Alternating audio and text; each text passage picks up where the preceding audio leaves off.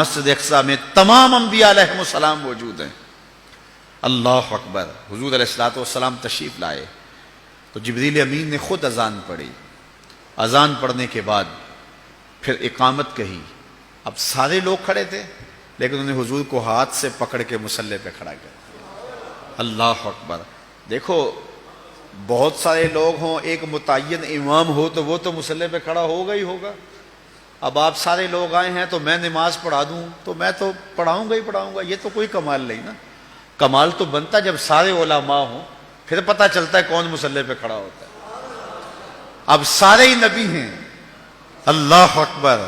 ان میں نوح نجی اللہ بھی ہیں، ان میں موسیٰ کلیم اللہ بھی ہیں، ان میں عیسیٰ روح اللہ بھی ہیں، آدم صفی اللہ بھی ہیں، حضرت یوسف علیہ السلام بھی چراغ حسن لیے کھڑے ہیں، صفیں بنی ہوئی ہیں۔ اب پتہ چلے گا نا مصلی پہ کون کھڑا ہوتا ہے۔ فقہی اصول کیا ہے مصلی پہ؟ احق بالامام عالمہم بالسنہ۔ جو جب سارے لوگ پڑھے لکھے ہوں تو پھر امامت کے مصلی پہ کون کھڑا ہوگا؟ ہمارا فقہی اصول یہ ہے کہ جو سب سے بڑا عالم ہوگا وہ مصلی پہ کھڑا ہوگا۔ تو پھر جب سارے نبی کھڑے تھے اور وَعَلَّمَ آدَمَ الْأَسْمَاءَ كُلَّهَا کا تاج بھی سر پہ رکھے ہوئے تھے، لیکن مصلی پہ حضور آئے، اس بات کا اعلان ہے صف انبیاء میں سب سے بڑا عالم ہے تو آمنہ کا لال ہے۔ اچھا سارے اگر عالم ہوں تو پھر امامت کا حقدار کون ہوگا؟ ثم اورعہم، جو سب سے متقی زیادہ ہو وہ مصلی پہ کھڑا ہوگا۔ اللہ اکبر۔ اب ہزار مہینے تک جو ہے وہ عبادت کے لیے کھڑے ہونے والے انبیاء بھی موجود ہیں، لیکن مصلی پہ کون کھڑا ہوتا ہے؟ حتی تتورم قدما، وہ محبوب کہ جب وہ مصلی پہ کھڑا ہوتا ہے رب کہتا ہے چادر اوڑھنے والے محبوب ساری رات جاگا نہ کر، کبھی سو بھی لیا کر۔ اس محبوب کو مصلی پہ کھڑا کر کیا جا رہا ہے۔ اچھا اگر سارے متقی ہوں تو پھر امامت کا حقدار کون ہوگا؟ ثم اقرأہم، جس کی قرات اچھی ہو، جو پڑھتا اچھا ہو۔ اب صف انبیاء میں حضرت داؤد علیہ السلام بھی موجود ہیں، کہتے ہیں جب پڑھتے تھے جانور رک جاتے تھے۔ اللہ اکبر۔ اللہ نے ان کو جو لہجہ دیا ہوا تھا، لیکن مصلی پہ حضور کو کھڑا کیا جا رہا ہے، اس لیے کہ حضرت ابو موسیٰ اشعری رضی اللہ تعالیٰ عنہ فرماتے ہیں فجر کی نماز تھی، حضور تھے، سورہ والضحیٰ کی تلاوت تھی، ابھی تک نشہ ہی نہیں اترتا۔ اچھا اگر سارے ہی قاری ہوں تو پھر امامت کا حقدار کون ہے؟ ثم احسنہم وجہا، جو سب سے سونا ہو وہ مصلی پہ آئے گا۔ اب یوسف بھی صفوں میں کھڑے ہیں علیہ السلام، انبیاء بھی صفوں میں کھڑے ہیں، وجیہ اللہ بھی صفوں میں کھڑے ہیں، ہر نبی اللہ کا سونا ہوا ہے، لیکن حضور مصلی پہ کھڑے ہیں۔ حضرت یوسف کو اعتراض نہیں ہوتا، وہ جانتے ہیں میں حسین ہوں تو یہ آسن ہے، میں جمیل ہوں تو یہ اجمل ہیں، میرا حسن ان کے حسن کا پرتاؤ ہے، تو اس لیے حضور مصلی پہ کھڑے ہیں۔ اچھا یہاں ایک بات اور بتاؤں گا اگر آپ کی توجہ ہو، یہ جو میں نے آپ کے سامنے ضابطہ بیان کیا ہے یہ استحبابی ضابطہ ہے، اس کے برعکس بھی ہو جائے تو نماز ہو جائے گی۔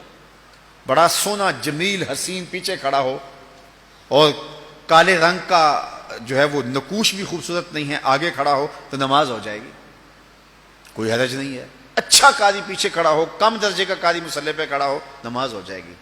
بڑا پڑھا لکھا عالم دین پیچھے کھڑا ہو، کم درجے کا عالم آگے کھڑا ہو، نماز پھر بھی ہو جائے گی۔ انتہائی تہجد گزار شب زندہ دار پیچھے کھڑا ہو لیکن آگے کھڑے ہونے والا تہجد گزار نہیں بھی ہے لیکن متقی ہے، پھر بھی نماز ہو جائے گی۔ یہ استحبابی ہے کہ یہ ترجیح ہونی چاہیے، لیکن اس کے برعکس بھی ہوگا تو پھر بھی نماز ہو جائے گی، حرج کوئی نہیں۔ لیکن ایک وصف ایسا ہے، ایک ترجیح ایسی اگر وہ نہیں ہوگی تو نماز ہی نہیں ہوگی، اور وہ کیا ہے؟ جنسی تفوق۔ اس کی ایک مثال میں آپ کے سامنے رکھتا ہوں۔ ماں افضل ہے یا بیٹا؟ ماں۔ پھر ماں قاریہ بھی ہو بیٹا قاری نہ ہو، ماں عالمہ بھی ہو بیٹا عالم، ماں حافظہ بھی ہو بیٹا حافظ نہ ہو، اور ماں متقیہ بھی ہو بیٹا متقی بھی نہ ہو، اور ماں سب سے زیادہ پڑھی لکھی ہو اور بیٹے اس درجے پہ نہ ہوں، اور پھر ماں ہونے کے ناطے سے شرف بھی ہے۔ اب گھر میں بیٹے کوئی ماں کے پاؤں دبا رہا تھا، کوئی ماں کے کندھے دبا رہا تھا، کوئی ہاتھ چوم رہا تھا، چلتے چلتے اذان ہو گئی، باہر شدید بارش ہو رہی تھی، پروگرام بن گیا گھر میں نماز پڑھا لیں۔ مصلی پہ کون کھڑا ہوگا؟ ماں یا کوئی بیٹا؟ افضل کون ہے؟ ماں۔ قاریہ بڑی کون ہے؟ عالمہ بڑی کون ہے؟ لیکن پھر ماں کو مصلی پہ ہونا چاہیے۔ کیوں ماں مصلی پہ کھڑی نہیں ہوتی؟ ایک وصف ایسا ہے جو ماں میں نہیں، اور وہ کیا ہے؟ جنسی تفوق اس کو حاصل نہیں ہے۔ الرجال قوامون علی النساء، مردانہ پن زنانہ پن سے افضل ہے، رجولیت نسوانیت سے افضل ہے۔ تو رجل ہونا، مرد ہونا، مردانہ پن، یہ وہ وصف ہے جس نے ماں کو پیچھے کر دیا، بیٹے کو آگے کر دیا۔ عزت اپنی جگہ، سلوٹ اپنی جگہ، سلام اپنی جگہ، علم اپنی جگہ، زہد تقوی اپنی جگہ۔ بیٹے کہیں گے امی ہاتھ جڑے ہیں، تیرے پاؤں بھی چومتے ہیں، تیرے تلووں کا دہن بھی پیتے ہیں، لیکن یہ ہماری مجبوری ہے، مصلی پہ ہم نے جانا ہے، اس لیے کہ جنسی طور پہ فضیلت ہمیں حاصل ہے۔ میں کہتا ہوں سارے فضائل حضور کو حاصل تھے، سارے کمال حضور کو حاصل تھے، سارے نبی بھی پیچھے کھڑے ہو گئے، جبریل ہاتھ باندھ کے عرض کرتا حضور ساری عظمتیں اپنی جگہوں پہ، لیکن میری مجبوری ہے کہ میں نور ہوں اور آپ بشر ہیں، اس لیے مصلی پہ کھڑا ہونا میرا حق ہے، مجھے جنسی تفوق حاصل ہے، میری مجبوری ہے، ادب سے ہاتھ باندھ کے عرض کرتا ہوں آگے کھڑا ہونا میری مجبوری ہے۔ لیکن جبریل اقامت پڑھ کے پیچھے کھڑے ہو گئے، حضور کو آگے کھڑا کر کے اس بات کا اعلان کیا کہ وصفی اعتبار سے بھی حضور افضل ہیں، جنسی اعتبار سے بھی حضور ہیں۔